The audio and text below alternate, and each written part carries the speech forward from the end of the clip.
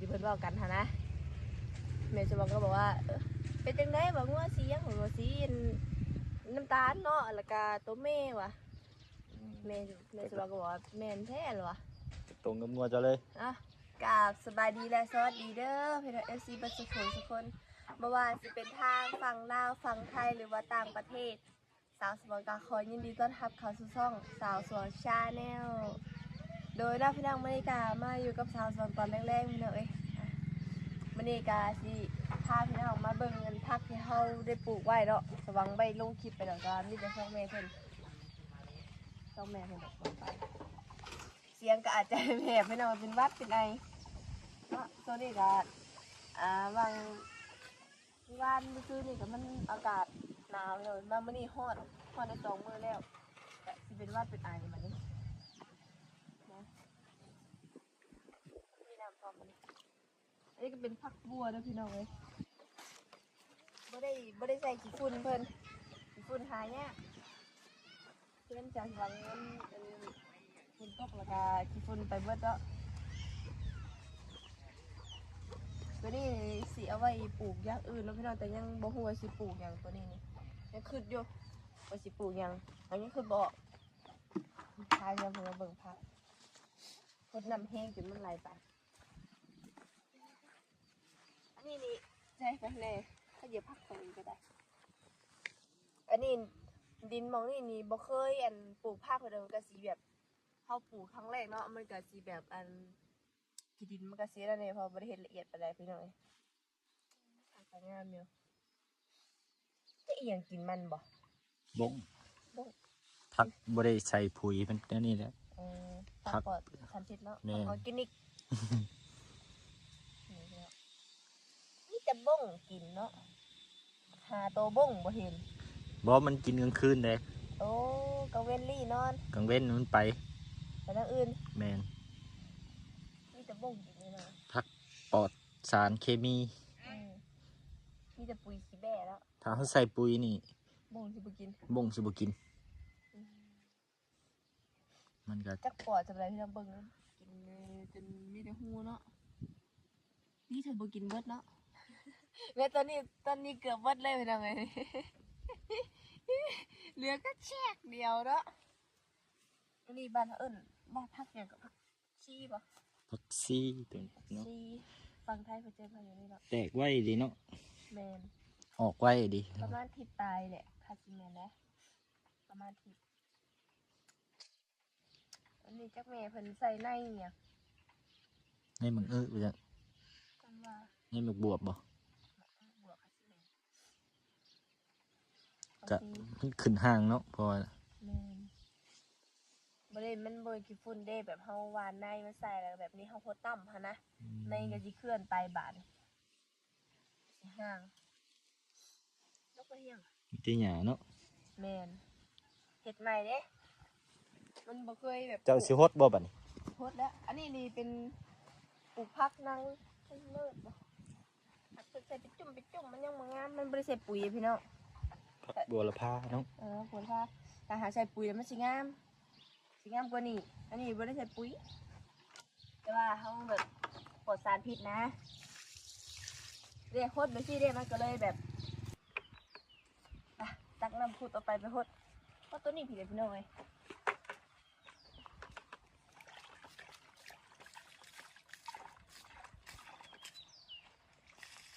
เห็นแม่บนโทษมาเท่าที่แหละอยู่มองอื่นเพิ่นสิเพิ่นเอิ้นนี่ก็ไปคือนั่นนะฮดได้บ่พี่น้องบัวบ่บัวฮดน้ำบ่บัวรดน้ำบัวฮดผักบ่แม่นก็เดินยังเนาะพี่น้องทางฝั่งไทย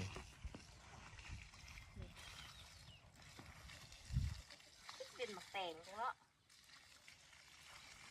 แม่นบ่คืออยู่แดงนี่เป็นหมักแตงอยู่พี่น้องเอ้ย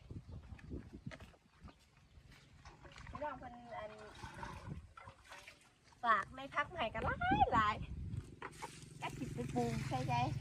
สิไปได้ขยายห้วยก็เนาะผักมาให้เจ้าบ่แม่นโอ้ผักยังผักชีผักหยังเฮานี่บ่โอ้พักของไทยเนี่ยบ่เห็นได้หมักม่วงเม็ดสีชมพูกับมึงเห็นบ่สีม่วงนี่แหละ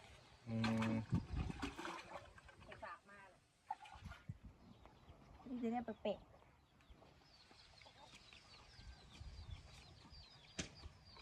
บ่เคยเห็นก็ได้เห็นพี่น้องเลยเคยเห็นว่าในโมสีม่วงจ้ะ บ่เคยเลย นี่เป็นสีขาวก็สีดำๆตะโมนเนาะ แม่น ลายอุยฝากให้เป็นยางใส่ยันใส่ปลูกพักทะเล เคยจะฝากมาให้ใครเป็นคนมาฝากขี้ฝุ่นขี้กลัวไปพ่อญาติเรามี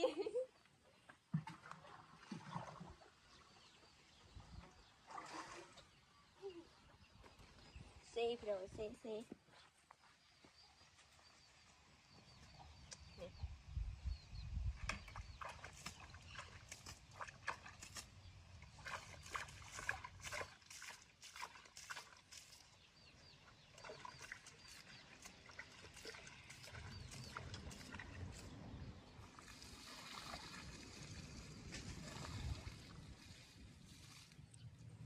มันบ่ล่มบ่จะเห็น เนี่ยครับพี่น้อง เดี๋ยวมันกระตือน เดี๋ยวมันก็ตื่นบ่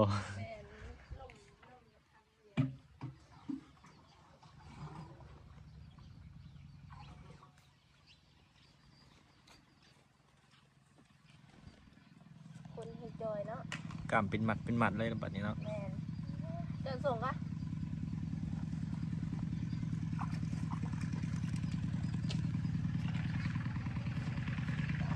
ดูได้จ้ะ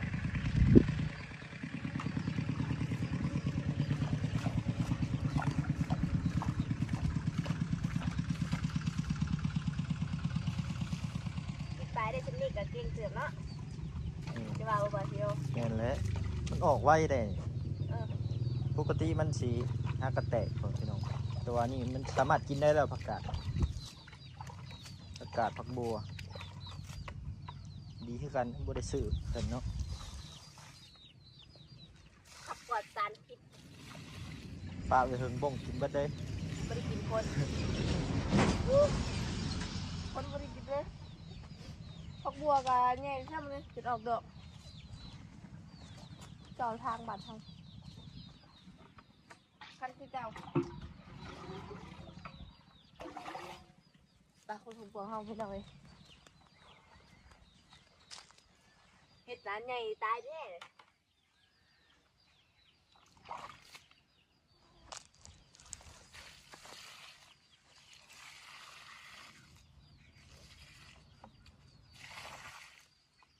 เขาจะลงบ่อย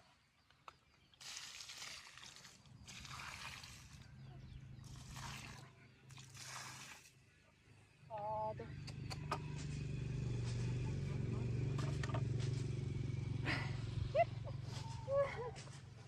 แต่เรามีกล้ามให้นะเลย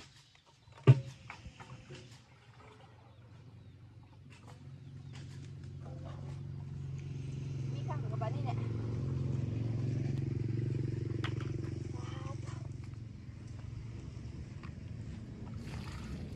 บุญบุญเมื่อยเด้อป่าชิโยเอ้ย ไปบ่ ผู้ได้เห็นงานสวนนี่ป้ากันหาบนำพดพักไปชี้ดีตายเลยหากใครถ้าเป็นไม่ได้ให้หาบแล้วเนาะ แม่น เป็นต่อสายเป่งนำเอาเลย อันนี้เจ้าหิวว่าคันมันเนื้อตักกับบ่เมื่อยไปได้แต่โยต่อสีรถ ขี้ตาดาไปแล้วเนาะ บ่เท่าบ่มีโอ้ยอันนี้เป็นผักหยังผักหอมเปรย์ แม่น แพรวโอ้ ฟัง มี ไทยเบอร์บ้างกันก่อน จัก ข่อยก็บ่ฮู้คือกัน แต่ว่าอยู่บ้านเพิ่นสิใบใหญ่กว่านี้แหละเนาะ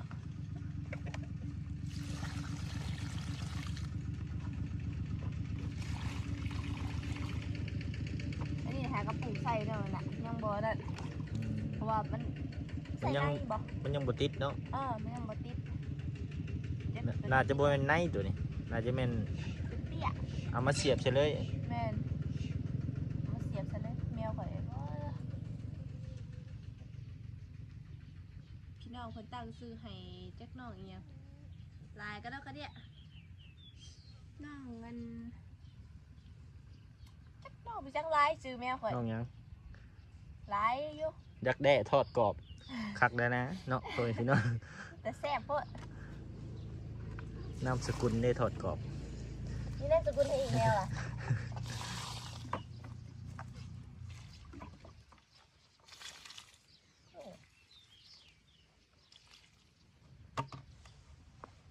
เบิ้งผมเพิ่นแบบ ไปใช้เพิ่นว่าสิออกได้เนาะ เว้ยออกบ่ได้ติ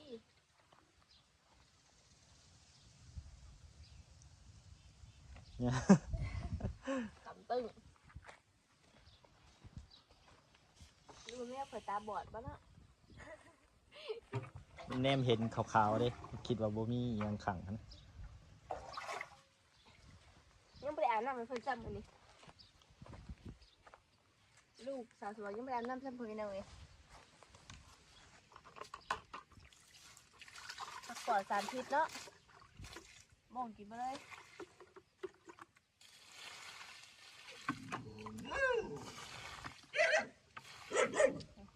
อันนี้แกบเลย มันหยอกบ่มันหยอกบ่ ดอกกัน มันครบคอขาด หยอกดิเชื่อแต่ละมือก็ออกมาลอกทีแหละไม่ได้คบกันนะ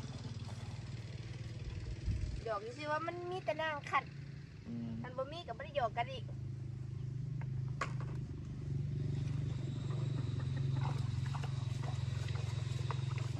นอนลงบัดนี้บ่จิโย มันถึงน้ำแล้วมันก็ตั้ง ปกติดิ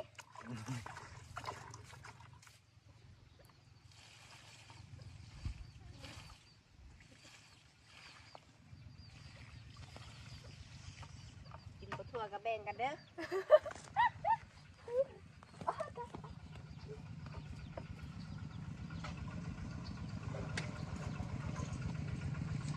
ว่าแล้วก็งัวหน่อยสามสิบวังตายพี่น้องเอ้ย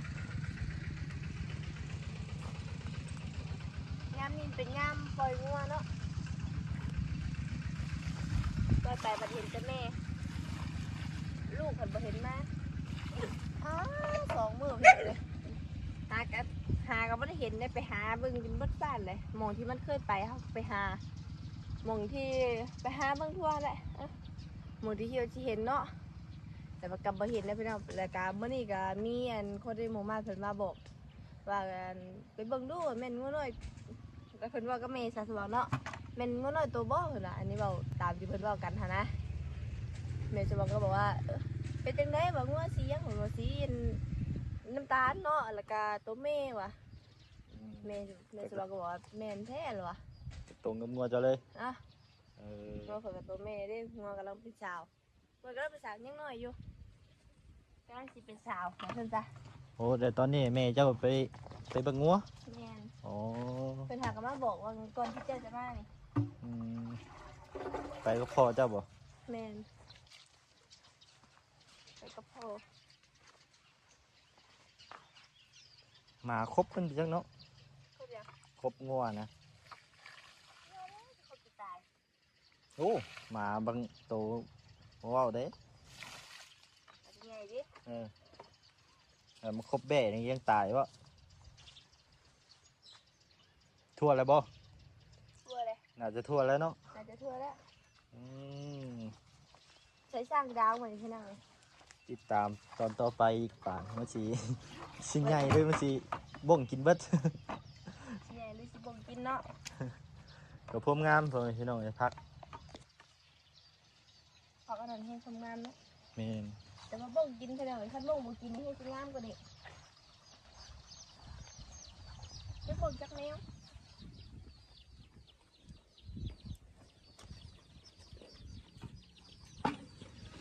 กลุ่มใจมั่วตายเพราะอะไรเพราะว่ามันเป็นตัวแม่เนาะเขาก็แบบ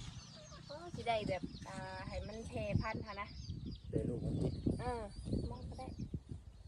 ไปสิไปเป็นแพร่พันธุ์เที่ยวยังพันออกก็มี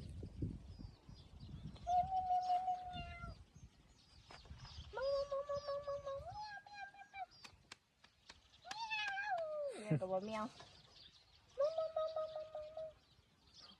จะไปคนกินพี่จ๊ะเอิญแมวกับแมวเนี่ยเป็นนางแค่เด่นนางอยู่นี่ปะ อืม นั่งลงเมื่อยจะเมื่อยกัน จะบ่เมื่อยบ่ บ่เมื่อยปานใดข่อย